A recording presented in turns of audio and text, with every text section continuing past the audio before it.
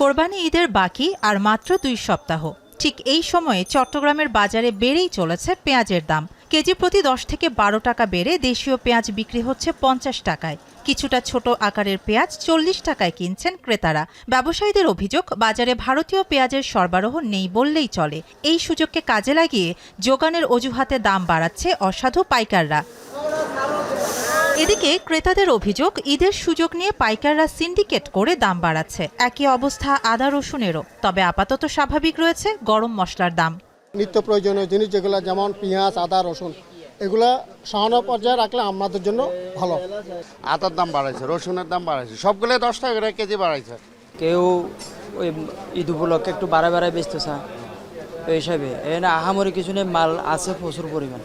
একই পরিস্থিতি ময়মনসিংহেও। কোরবানির ঈদ সামনে রেখে চড়া সব ধরনের মশলার বাজার। সপ্তাহের ব্যবধানে কেজিতে 4 টাকা বেড়ে প্রতি কেজি পেঁয়াজ বিক্রি হচ্ছে 40 টাকায়। এছাড়া কেজিতে আরও 40 টাকা বেড়ে চায়না আদা বিক্রি হচ্ছে 180 টাকায়।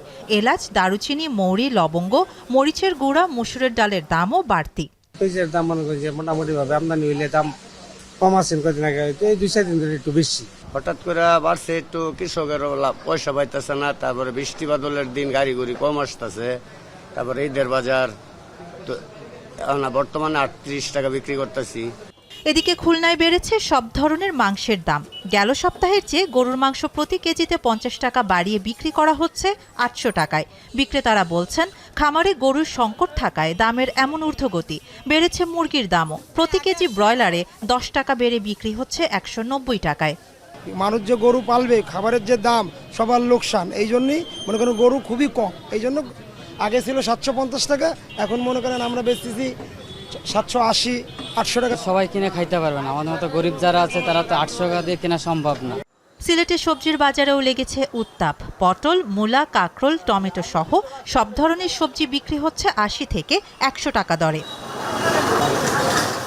দামের এমন ঊর্ধ্বগতিতে বাজারে এসে বিপাকে ক্রেতারা। তাই ঈদ সামনে রেখে বাজার মনিটরিংয়ের তাগিদ ক্রেতাদের। শাহানা জাহান, এখন।